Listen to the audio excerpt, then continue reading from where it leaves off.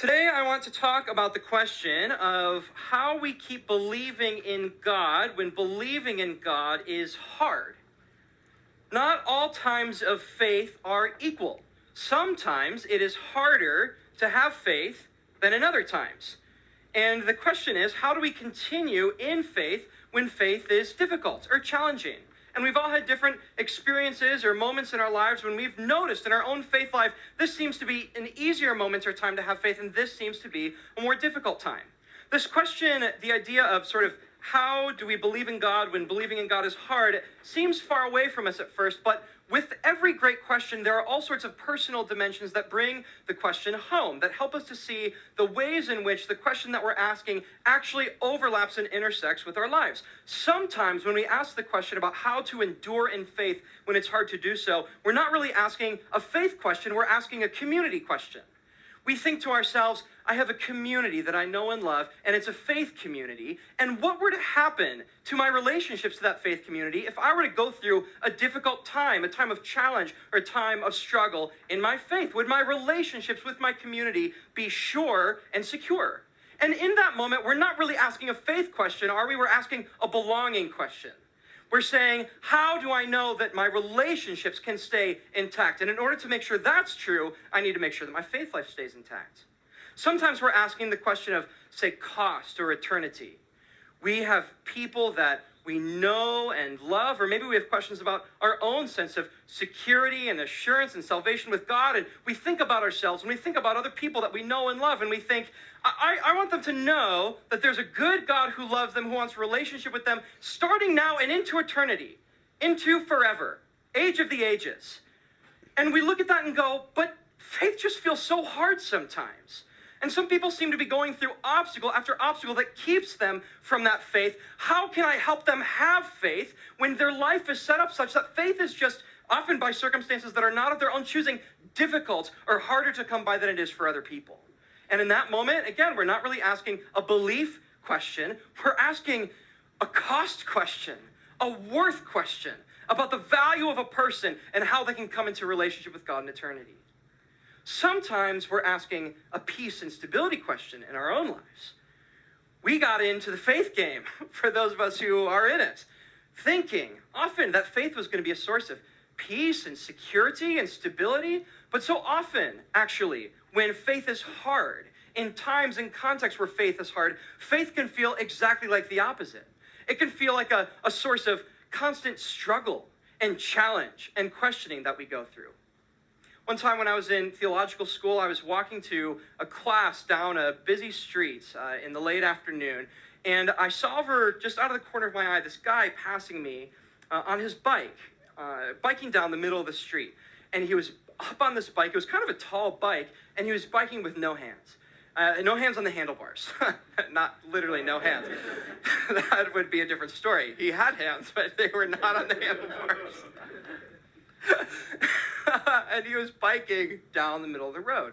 And as he passed over my shoulder and I watched him bike down the road, he was just the picture of confidence and stability and security. And the sun was going down. He was biking towards this iconic building in the town that I was living in, just going down the middle of the road. And everyone was not really staring at him, but sort of like he was up on his high horse and he was riding down in the middle of the road.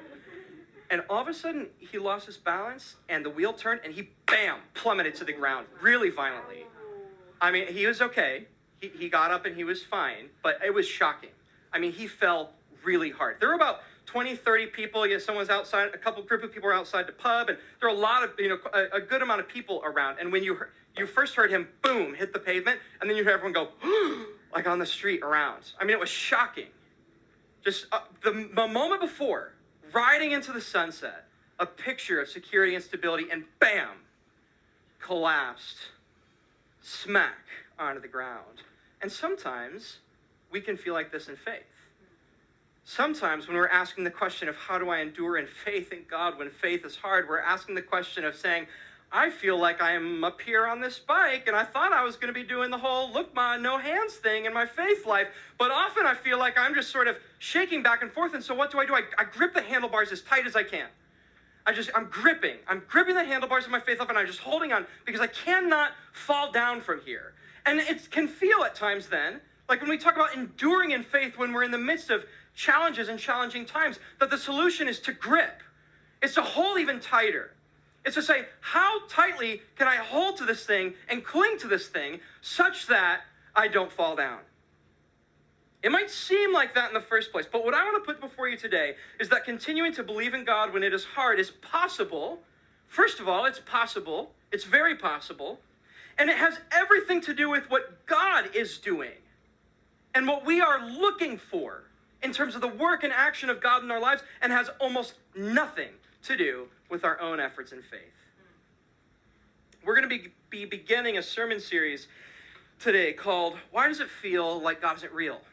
Why does it feel like God isn't real? And by that title, I'm not necessarily saying that God isn't real. Obviously, that would be an interesting thing to invite you all here to worship God and then tell you that he's not real. That's not what I'm doing. I'm talking about the way in which our time, the space and time and moment that we live in what could sort of broadly be known as the modern North Atlantic kind of secular West, has a sense, a built-in feeling that at times it seems like God isn't real, or faith is hard to come by or hard to hold on to. And so we're going to be looking over the course of this sermon series at a number of questions like, why can God feel far away in this time, in this place?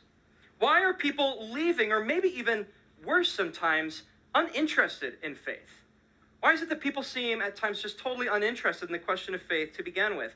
Why is there any reason at all to cling to faith, to hold on to faith in this time? And what can faith offer our current time and our current age at all? And today, we're going to begin by looking at the conditions and context of belief in our time that can both make faith feel hard, but it also can provide unique opportunities for faith as well. We're going to begin today by opening up to the book of Isaiah. We're going to be in Isaiah chapter 37. We're going to be in verses 8 to 20. I'm not going to have the main text up on the screen because in church we love to open the Bible up. And if we don't feel comfortable opening up the Bible in church, we probably don't feel comfortable opening up the Bible anywhere else.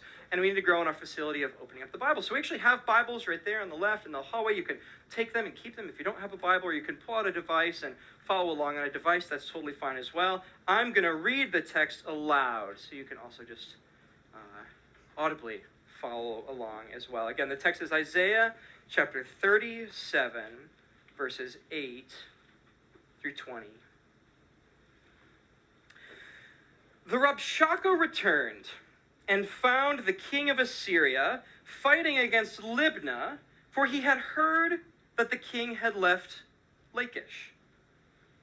Now the king heard concerning Tirhakah, king of Cush, he has set out to fight against you. And when he heard it, he sent messengers to Hezekiah, saying, Thus shall you speak to Hezekiah, king of Judah. Do not let your God, in whom you trust, deceive you by promising that Jerusalem will not be given into the hand of the king of Assyria. Behold, you have heard what the kings of Assyria have done to all the lands, devoting them to destruction. And shall you be delivered? Have the gods of the nations delivered them, the nations that my fathers destroyed? Gozan, Haran, Rezeph, and the people of Eden who were in Telassar? Where is the king of Hamath, the king of Arpad, the king of the city in Sepharvaim, the king of Hena, or the king of Iva? Hezekiah received the letter from the hand of the messengers and read it. And Hezekiah went up to the house of the Lord and spread it before the house of the Lord. And Hezekiah prayed to the Lord, O Lord of hosts, God of Israel, you who are enthroned above the cherubim, you are the God, you alone, of all the kingdoms of the earth. You have made heaven and earth. Incline your ear, O Lord, and hear. Open your eyes, O Lord, and see, and hear all the words of Sennacherib, which he has sent to mock the living God. Truly, O Lord, the kings of Assyria have laid waste all the nations and their lands, and have cast their gods into the fire. For they were not gods, but the work of men's hands, wood and stone. Therefore they were destroyed. So now, O Lord our God, save us from his hand, that all the kingdoms of the earth may know that you alone are Lord. Belief in the spiritual realm is hard when our physical circumstances are also hard. When our physical circumstances are hard, belief in the spiritual realm can also be difficult. We are generally aware of this on various levels. For example, we might be aware of this on an individual level or a personal level. And we feel like when good things are happening to me in my life individually or personally, faith in God sort of feels easier or feels or seems more natural because good things are happening to me. And so, it's very easy to think about myself as in relationship with a God that's giving me good things. But when bad things happen to me, or we have profound disappointments over time, that can create a situation in our own lives where all of a sudden belief in God becomes harder and harder and harder. Don't we experience that in our own personal lives? We can also experience this maybe in a communal lens.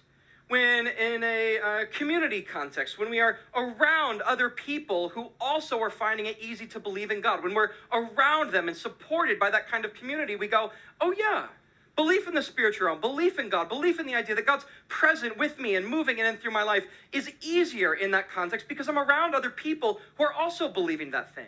But if I'm alone, if I'm isolated from community of people who are supporting me in that belief, that can make belief in spirituality more challenging. And so we sort of recognize those things at maybe like a personal level or a communal level, but we're often not aware of some of the deeper and more profound levels at which this is true. For example, this is true at a societal lens. A society that we live in has in itself its own preconceived beliefs and conditions and ideas and circumstances that either lean towards or away from belief in the spiritual.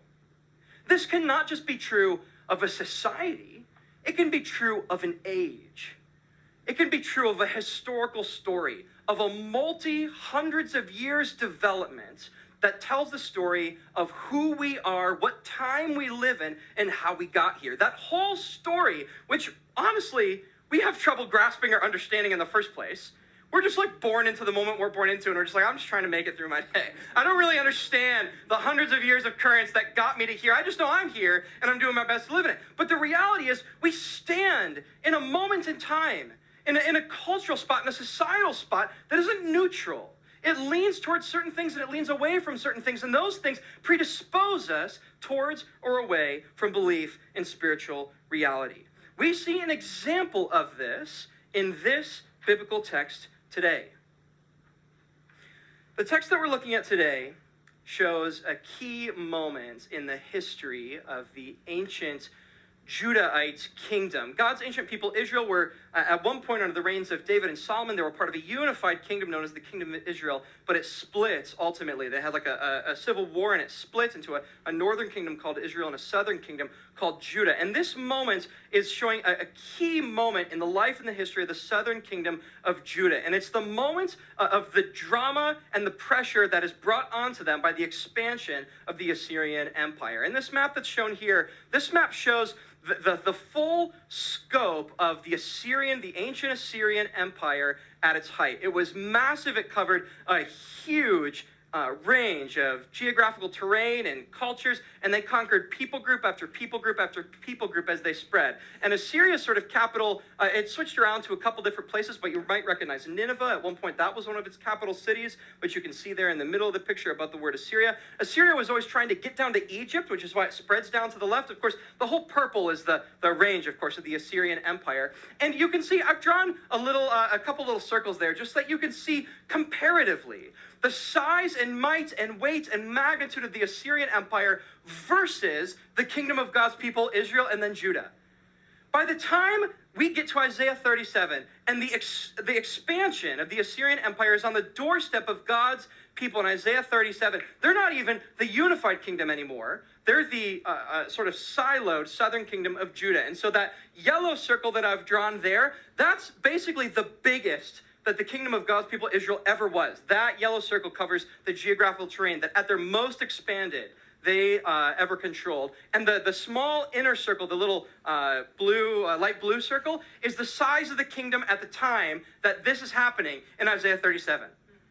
So just in terms of the visual here, of the Assyrian Empire versus the kingdom of God's people, this is a serious existential threat. that absolutely every single criteria that you could latch onto in the physical realm would say the Assyrian Empire on their way down to Egypt is going to totally wipe out the southern kingdom of Judah and its capital city of Jerusalem. And in this moment, in Isaiah 37, we see the siege of Jerusalem. So by the time we open up here to Isaiah 37, Sennacherib has actually walked through the southern kingdom of Judah with his army, and he's basically taken city after city after city after city after city. He, in fact, just took, and you saw this reference in verse 8 when it says, the Rabshakeh returned and found the king of Assyria fighting against Libnah, for he had heard that the king had left Lachish. Lachish was just to the south of Jerusalem, and it was a significantly fortified city with a serious military presence. And Sennacherib just walked through it and boom, beat it, razed it to the ground, no contest. And just after he's done that, he's now doubling back to Jerusalem. And so there's this moment that's happening here where he's taken essentially everything in the geographical region around Jerusalem, and now he's at the doorstep of Jerusalem. Hezekiah's closed the gates, they're hiding in the walls, and Sennacherib wants Hezekiah to submit to his yoke and open up the doors of the kingdom and pay him tribute and submit to Assyrian domination. And he has every single reason to demand this of Hezekiah because he's proven to have the superior military force over and over again. We actually have the Assyrian account of this moment from something called the Sennacherib Annals, which is recorded on a cylinder. We have a picture of it there. That's from the Sennacherib Prism from the Oriental Institute at the University of Chicago. And this has, on cuneiform, recorded the text of the Sennacherib Annals in which Sennacherib gives his account of the Assyrian military campaign. And this is the part of that prism that speaks about this moment in our text today. This is what the Annals of Sennacherib say. As for Hezekiah the Judahite, who did not submit to my yoke, 46 of his strong walled cities, as well as the small towns in their area, which were without number, by leveling with battering rams and by bringing up siege engines and by attacking and storming on foot, by mines, tunnels, and breaches, I besieged and took them. 200,000 and 150 people. I just say that right. I'm terrible at reading large numbers. Great and small, male and female, horses, mules, asses, camels, cattle, and sheep without number, I brought away from them and counted as spoil. Hezekiah himself, like a caged bird, I shut up in Jerusalem, his royal city. The Assyrian king makes a simple argument to Hezekiah in this text. And his point of this, the point of his argument is this. I'm here. I'm about to destroy your city. And before we get into a big bloody battle, you should just surrender to me.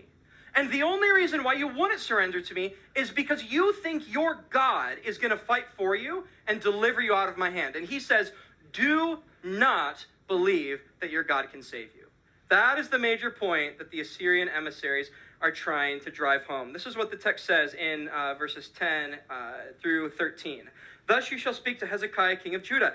Do not let your God in whom you trust deceive you by promising that Jerusalem will not be given into the hand of the king of Assyria.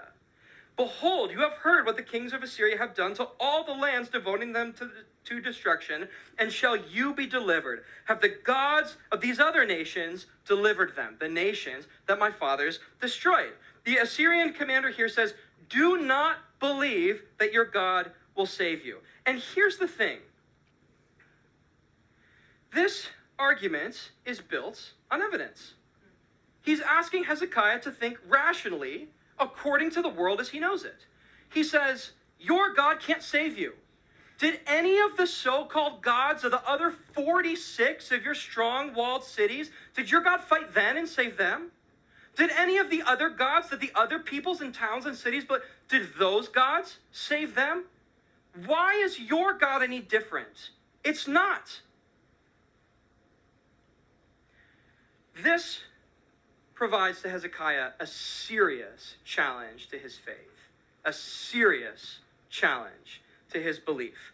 On the surface, there's simply the challenge of the raw power of the Assyrian military, right? You have to imagine how terrifying it would be in the ancient world, right? To be going to sleep, the sun's gone down, it's super, super quiet, and all of a sudden you hear the roar of an army outside your city gates, right? I mean, you would just be living under constant threat of military annihilation. So there's just raw fear there that provides a challenge to Hezekiah's belief. But at a deeper level, and this is the crucial point for understanding what we need to get out of this text today, the Assyrian argument is deeply compelling to Hezekiah. It's deeply compelling. It's easy for us to read this text and go, I love the part where Hezekiah is like, our God's different. Yeah. And we went to the temple and we prayed and our God delivered us. But if we skip there, if we skip to sort of the faith victory, we miss everything that's in this text. Hezekiah is a product of his world and his time and the built-in assumptions that his world has about how the world works and when faith is reasonable and when it doesn't make sense. And the Assyrian argument here would have been incredibly compelling to Hezekiah, because in Hezekiah's society, in the time and the age that he lived in the physical realm, his world had a deep, abiding, built-in, assumed belief. And when I say assumed, I mean it was so foundational that it was just part of their preconceived background through which they saw the world. It was an assumed belief. And the belief was this, that if a God was really God, that God would win in military battle. As a result, the Assyrian argument is wildly compelling in this context. First of all, it seems to argue that any God that is a real God must be on the Assyrian side, because they're kicking everybody's butts. They're winning over and over and over again, and so God must be on their side.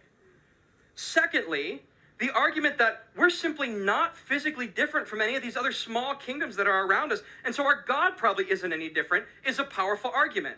And finally, Hezekiah has to look into the brute reality that our God has apparently been defeated by Sennacherib already, over and over and over and over again, in all these smaller battles that Hezekiah has been winning all around the land of Judah.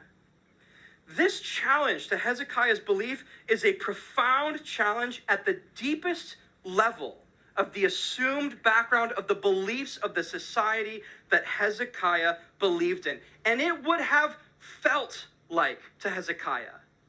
Not by feeling, I don't mean emotion, I mean sense. Hezekiah would have sensed the seeming truth of what the Assyrians were saying. The argument would have felt true to him, and belief in his God would have felt less and less plausible and farther away. Now, in our society, it is not part of our background beliefs to assume that God is with you if you're beating people militarily. In fact, we often assume in our society exactly the opposite. That if you feel the need to do that, you probably don't know God at all. But we have other markers and other beliefs and other assumptions that are relevant to our society and our age today that contribute to our sense, our feeling of whether or not it's plausible to have faith in God, just like Hezekiah did in his day. And once we start talking about those background beliefs and assumptions that exist in our world, in our time today, that predispose us towards or away from faith in our time, we start talking about what has been referred to as the secular, or our secular age. Charles Taylor is a Canadian philosopher. I think we got a photo of him. Can pop up here. Kind face. That guy. Charles Taylor was born in 1931. He's a Canadian philosopher from Montreal, Quebec. He taught for many, many years at McGill University, and he has written extensively and is one of the leading philosophical voices on helping to interpret what it means for our time to be secular, what it means when we're talking about that, and what implications that has for the practice of religious faith today. He has won multiple multi-million-dollar prizes for profound achievement and contributions in philosophy and the humanities. And he also is a top-notch philosopher who is also a practicing Catholic. And so these questions live at the intersection of his own life and what he's living out as well. Now, when we talk about the secular, by the way, if you read about these things or think about them, you'll know that this is still a really hotly debated question in philosophy and in the humanities and the social sciences, what this means and what the theses are. So we can't say everything about this, and I'm not going to try to say everything about this, but we need to have a guide. The conversation is too complicated and too complex. We need to have a guide, and Taylor is generally going to be our guide. And so you'll hear me cite him a number of times over this sermon series. First of all, what are we talking about when we talk about the secular? Taylor says this about what the word secular means in our context. He says, secular comes from the Latin saeculum, a century or age. When it begins to be used as one term in an opposition, like secular/regular clergy, or being in the saeculum, in the secular, as against religion, the original meaning is being drawn on in a very specific way. People who are in the saeculum are embedded in ordinary time. They are living the life of ordinary time as against those who have turned away from this order to live closer to eternity. The word is thus used for ordinary as against higher time. A parallel distinction is temporal versus spiritual. One is concerned with things in ordinary time, the other with affairs of eternity. So to speak about our society, our time, our age as secular is to speak about the ways in which it is specifically concerned with this physical realm and not with the immaterial realm. It's concerned with ordinary time instead of eternal time. It's concerned with this order of things rather than a spiritual order of reality. Now, Taylor does something unique here when he helps us to locate where the secular is and why this is important. When we talk about locating the secular, the split between transcendence and immanence and how that gets lived out, we often think about that in two ways. We think about secularism as something that a person is living, or secularism as something that's governing like a political realm, like secular governments. We often think about secularism being a personal thing, there's secular people, or we think about secular governments, rules and institutions that are run without any reference to a sort of transcendent sense of meaning or a transcendent order. But Taylor adds a third sense here that we're really going to focus on over the course of the sermon series. He talks about locating the secular in a society, in an age, not just in a personal disposition, not just in a sense of governments or government institutions, but secularity as the conditions of belief generally that make up a time, that make up an age, that make up a society. This is what he says. He says, secularity in this conditions of belief sense consists, among other things, of a move from a society where belief in God is unchallenged and indeed unproblematic, to one in which it is understood to be one option among others and frequently not the easiest to embrace. Do you follow what he's saying here? The whole thing depends on grasping what he's saying in this quote. He's saying secularity in this sense is to talk about, to move from a society where belief in God is unchallenged, it's easy, it's assumed, it's unproblematic, to one in which it's understood to be one option among other options, and often at times not the easiest one to embrace in the first place. That's part of what it means to live in a time that is governed by this idea of the secular. Now, I want to say a couple things. First of all, I'm not going to do any moralizing in this sermon series about big bad secular city or any number of other things that we sometimes do in religious context when we think about this stuff. And I'm also not saying that faith is impossible in the secular. In fact, Taylor in his book is arguing exactly the opposite. And we're going to talk about this a little bit later. The idea that the secular provides challenges to faith, but it also provides unique opportunities to faith as well. And so I'm not saying that faith is impossible. All I'm saying is that in a secular age, the conditions for belief are different. They're different than in an age that is generally governed by a religious outlook. And they're governed in ways that seem to lean against belief, to make belief harder, and to make it feel like God isn't real. Now, I don't have time or space today to discuss why this is the case or how we got here in the modern West, and examining some of these factors is what the rest of the sermon series is going to be about. How we got here, why our age feels this way, what it feels like to be in the age itself, and all that sort of stuff I'm going to be doing in future sermons.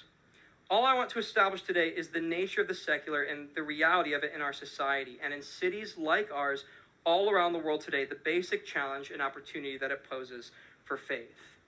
We see evidence for the secular, for the idea that it's harder in certain contexts to have faith all around us. We see this arguably in the general decline of religious belief that we see and experience out in the world around us. This is actually sort of a contested question, how much of secularism actually leads to a decline in religion, and I'm not going to, if you read about these things, you know this is actually a disputed question. I'm not going to dive into all of that. All I'm going to say today is I'm going to draw on one author who pulls out data that seems to be communicating that there is a decline of religious belief and practice in general Western secular cities in the world today. Stephen Bullivant recently published a book, just came out a couple months ago, called Nonverts, the Making of Ex-Christian America.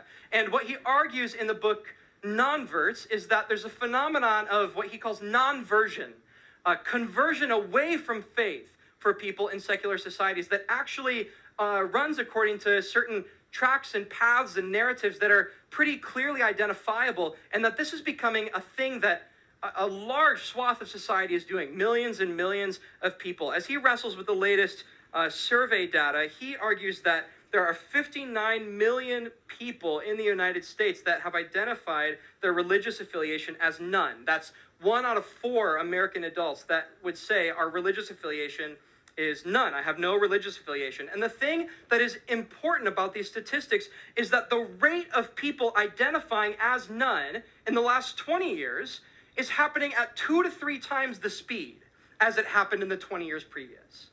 In other words, in the last 2 decades, people at almost a rate of 3 times the pace are saying, I have no religious affiliation. I have no religious affiliation.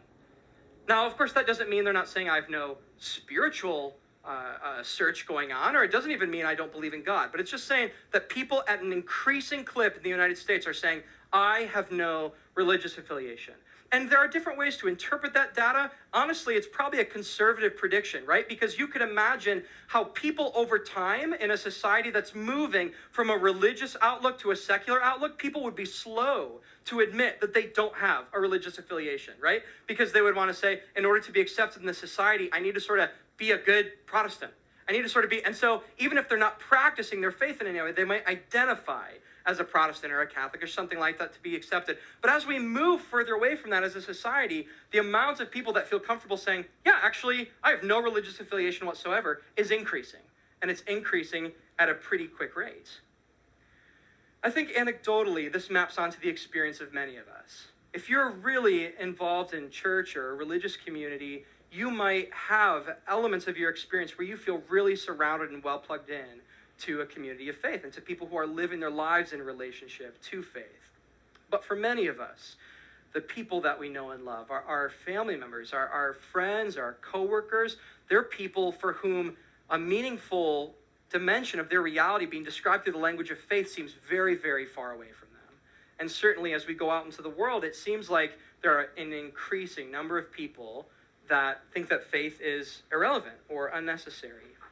There's a quote in Bullivant's book. It's from a non-vert testimony. Someone sharing how they came to sort of convert away from faith and how they're living now as an atheist in New York City, actually. Although that's not why I picked the quote. It just happens to be here. And she comes from a religious background in Utah and is sharing about what it's like now to live as an atheist in New York City. This is what she says. She says, right now, atheism is something I'm very comfortable with.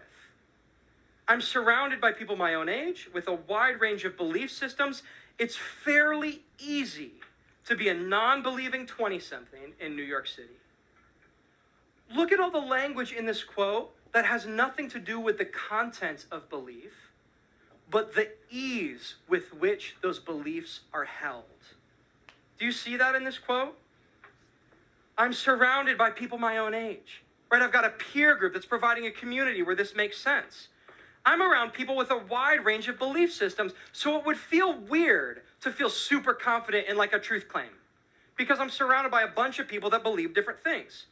She literally uses the word comfortable. This feels comfortable, and then says it's easy to be a non-believing 20-something in New York City. This is part of what it means to live in the time that we live in. Our society creates conditions where it's easier to practice some things and harder to practice others. And often, it's harder to practice faith.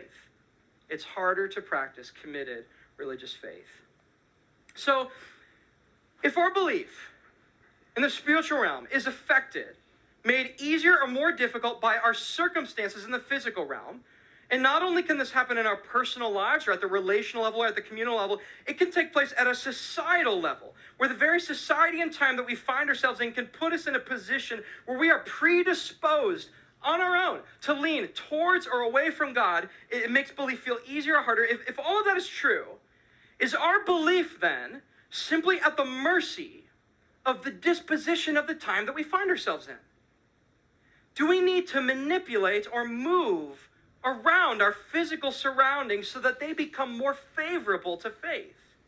Is faith doomed unless we find physical or societal surroundings within which belief can simply become easier and less challenging? No. The Bible says no to this question. Because while our belief in the spiritual realm may be affected by our conditions in the physical, the Bible says that the reality of the spiritual realm is entirely unaffected by the conditions that are going on here in the physical. The Bible says that the raw reality of the kingdom of heaven is unaffected by the conditions of the physical realm, and whether those conditions lean towards the kingdom of heaven or away from belief in the kingdom of heaven. The reality of the spiritual realm is unaffected by our circumstances in the physical. This is true in Hezekiah's age, and it is what he is profoundly proclaiming in his prayer in verses 14 to 19 of Isaiah chapter 37.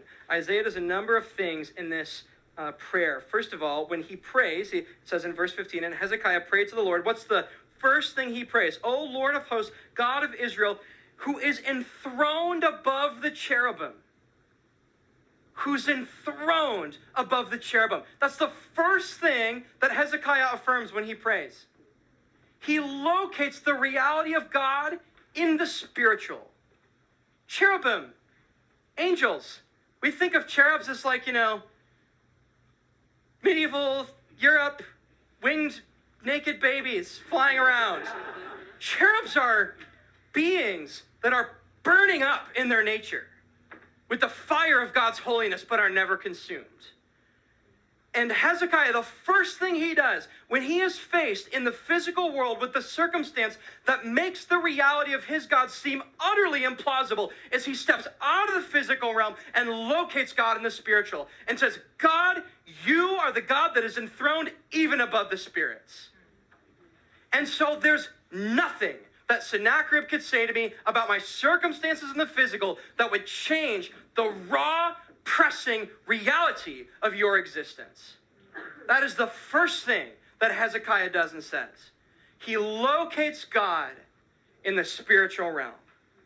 Therefore, God is above and beyond and unaffected by the currents that are going on in the physical. If God is located in the spiritual realm, then of course also Sennacherib's quote-unquote evidence about all the other gods that he destroyed is meaningless, because all of those are gods in the physical realm. That's what Hezekiah says. He says the Assyrian evidence doesn't matter because those gods were material reality. They were not spiritual reality. They don't count. God said, that's why Hezekiah says, you are the real God. You are the true God. You are over everything. And also, did you know where Hezekiah says his prayer? He goes to the house of the Lord. He goes to the temple, which is a space that is built to be a physical reminder for God's people of heaven. He goes to a place that reminds him that the physical things that he sees in the world are not all there is. I don't have time to go into all the temple architecture and history, but if we were to do that, the temple is built over and over and over and over again to the most minute detail to mediate to God's people and to remind them that there is a heavenly reality, that the stuff that you see with your mind and your sense and your eye, all this stuff, there's a place where you can go to remember that there's an unseen realm, and it's the realm of God. And Hezekiah goes there specifically in his moment of doubt and his moment of challenge to be reminded, to be in a place that makes faith easier in that moment, because he's reminded by that space. Heaven is real. God is real. There's an immaterial realm. There's more going on here than what I can see. These same dynamics are present in our own world and time as we wrestle with our own conditions of belief in our time that can make God feel far away. If God is spirit, then of course there is no current or development that could ever get passed down in this physical world and history and age that we live in that could ever encroach upon the burning reality of the God of the Bible. Not only, then, does the idea of the secular not just bring challenges to faith, and those are surmountable, but the secular then doesn't just bring challenges, it hypothetically brings new opportunities for faith in the realm of God and the person of God, that were opportunities that other people in other times and places don't have because their circumstances are different. And many people have argued, and I want to argue with you today, that the secular, aside from just being a place of challenge, can be a place of particular opportunity because it functions as a crucible. It functions itself as a refining and purifying fire, where the secular helps to expose in our lives all the things that we actually had faith in and called it God, but it wasn't really. The secular does that. It becomes this refining experience where we step into these environments where faith feels hard, and all of a sudden we go, oh, wow, my faith was really about participating in my family structure. But now that I'm apart from that, that's gone. And this God thing's feeling kind of far away. Or, wow, interesting. I was raised in church. My parents thought I needed to have a moral compass or something. I was raised in church, but I haven't attended church in forever, and now I'm in this other thing, and my faith was sort of in a moral order, like a being good kind of thing. But the God thing kind of feels far away, and I can kind of be good without God, right? And the secular does that. It identifies these things, just like Hezekiah is able to distinguish between all the things that we're wont to put our faith in the physical realm that are not actually God. And the reality is that if our belief in God is affected by the changing conditions of belief, then what we had put our faith in the first place wasn't God at all. And the secular can actually expose that and winnow away and winnow away and winnow away, and leaving us with nothing but the hunger for the real thing. Nothing but a desire for the fire of God. None of the other substitutes, none of the other ways that God can be used to pursue this or that end or agenda. Just the burning reality of God's presence going with us in our lives. We also then have and need spaces that can make belief easier, where it's easy to feel like God is real. We often call these small groups. No, I'm kidding. There are a number of ways and places that you can do that and engage with that. Pray with us on Wednesday morning. But I mean, honestly, right? Like Hezekiah, in the moment of challenge, going to a place that just makes it a little bit easier. To the temple, a place that reminds him of what's real, a place where it feels like God is real. We need places like that in our lives. They can't be the whole thing. If our faith is, I believe this because my friends believe it, then secularism is going to kick that crutch out from under us, and we're going to be left with nothing. But it's got to be something. There has to be something that sits with us and says, it can't be hard all the time. We can't go from context to context to context, and relationship to relationship, and job to job, and say, this is just hard. I don't have anywhere where it's easy. All we're trying to do in our small groups at Vineyard Manhattan in this season is create communities of spiritual community where it's easy to believe that God's real. That's all we're trying to do. And as we engage with one another in different ways of welcoming God's presence, welcoming his presence, welcoming God's healing into our lives, welcoming God's voice for ourselves, welcome it for other people. All we're doing is creating spiritual communities where it's easy, places where it's easy to know and feel and experience what's actually true and real, that God is real and he cares about our lives and is involved in them. Join a small group. You need something. You need something to make belief easier in this time, in this place. You need some place where you walk into and go, oh yeah, spiritual reality is real. Join a small group. Do that. Grab a booklet on your way out.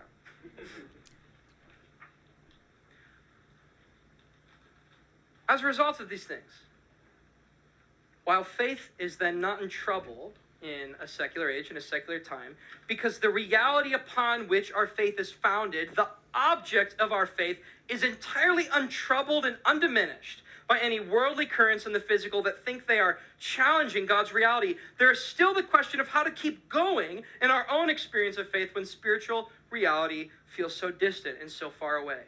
When even though we believe, or even if we want to believe, that God is real and working in our lives, we can't get past the feelings that God is far away and distant, so much at times as to feel non-existent.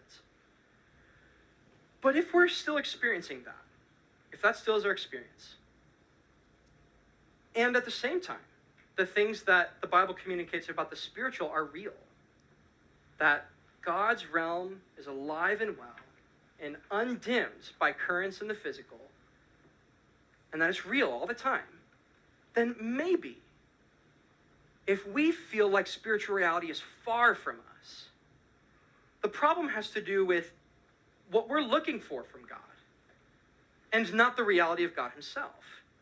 Maybe in this time, in this place, we're looking for the wrong thing from God. We're looking for the wrong way that the Spirit will show up in our lives.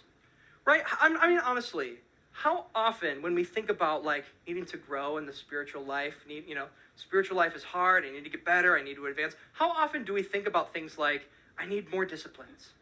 I need to do more stuff. If only I read my Bible more. If only I prayed more. If only I did this list of things. And I'm like, God, I really want to grow. And so, and in all of that, we're approaching God for a specific spiritual deposit, a specific spiritual thing, which is sort of like, God, make me better in my spiritual life, or make me stronger in my spiritual life, or something like that. Now, that's actually a really interesting thing that we do that in our spiritual lives, because of course we don't really do that in our personal lives. Like when something is really like shockingly hard, shockingly, overwhelmingly hard in our personal lives, in our physical lives, we go, I need help. Like I need someone to help me. That's what I need. I don't need someone to come to me and say, things are so hard for you right now because you got all these things wrong in the past. Things are so hard right now because here are all the things you haven't been doing. And if you just do this new list of things in the right order, everything will be better. Like, have you ever had someone come to you in your personal life in a place where your life has been really hard and someone's just said, here's a new list of things that you can do to make it better? That's awful advice to get, isn't it? It's terrible. And you look at that person, you want to shake them. You're like, I need help. I just need help. What if that's what we need from God in this time? When we look at all the conditions of belief in this time, in this age, and people in the church are just looking at all these things and we're like, we need stronger churches, we need better Christians, we need Christians that pray more and read the Bible more. And we give all these people in these places where faith is really hard, all these things to do more so that our Christians are better and our faith is better and our churches is better. And we give people a list of things that they need to do when what they really need to do is experience the salvation of God. That is what this moment is primed for. Different moments in the physical are primed for different moments in the spiritual. And in the physical, when we are at the end of ourselves and we've done all our best tips and tricks and practices and all the things that we can do to make things better in church life and in Christian life and in faith life and our personal lives, all those things, that moment is primed for one very specific kind of spiritual encounter of the reality of God. And it's the reality of salvation. It is not the reality of slow incremental moral improvements. It's the reality of God, help me. That is the moment that our time is primed for. Not to encounter God by showing up and trying to convince the world that we live in that here's a couple of things that we can do in order to be a little bit better, a little bit more good. Oh, you think you got that from over here? I got this resource over here. It's not primed for that. It's primed for God to reach in with a strong and mighty hand from the immaterial realm and touch this world and wake it up. That is the moment that we are primed for. It's the moment that Hezekiah knew he was primed for. Verse 20 of Isaiah 37. So now, O Lord our God, save us from his hand. Save us. And you know, the story of the Assyrian invasion, it's got a conclusion, but actually it's got kind of a disputed conclusion. There are a couple different accounts of what happens after this moment, after this prayer. The Assyrian account, by the way, is silent. I would love to tell you what the Assyrians and what Sennacherib said about what happened, but they didn't write it down. I wonder why. The Greek historian Herodotus says that the Assyrian invasion was ended when a horde of field mice overran the army in the night, gnawing quivers and bows and shield handles, with the result that many were killed the next day in battle, being unarmed, and they ran. This is what the Bible says happened. Therefore, thus says the Lord concerning the king of Assyria, he shall not come into the city, or shoot an arrow there, or come before it with a shield, or cast up a siege mound against it. By the way that he came, by the same he shall return. And he shall not come back into the city, declares the Lord. For I will defend this city to save it, for my own sake, and for the sake of my servant David. And the angel of the Lord went out and struck down 185,000 in the camp of the Assyrians. And when people arose early the next morning, behold, these were all dead bodies. Then Sennacherib, king of Assyria, departed and returned home and lived at Nineveh. C.S. Lewis, with his usual insight and candor, has this to say about the competing accounts of what happened to Sennacherib's army. He says, when the Old Testament says that Sennacherib's invasion was stopped by angels, and Herodotus says it was stopped by a lot of mice who came and ate up all the bowstrings of his army, an open-minded man will be on the side of the angels. Unless you start by begging the question, there is nothing intrinsically unlikely in the existence of angels or in the action ascribed to them. But mice just don't do these things.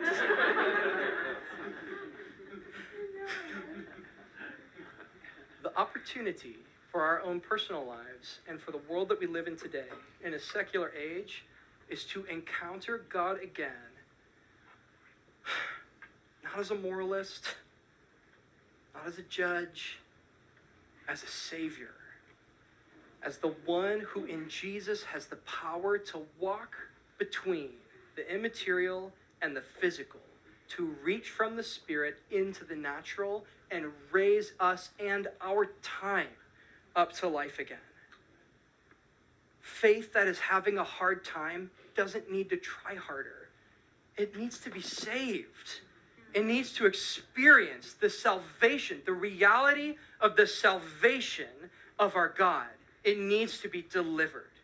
And one of the promises of this time that we live in now is that it will create in people and in families and in communities and in a society once again a hunger to see and experience again the salvation of our God. And we will all cry out together, Lord, save us from this place we found ourselves.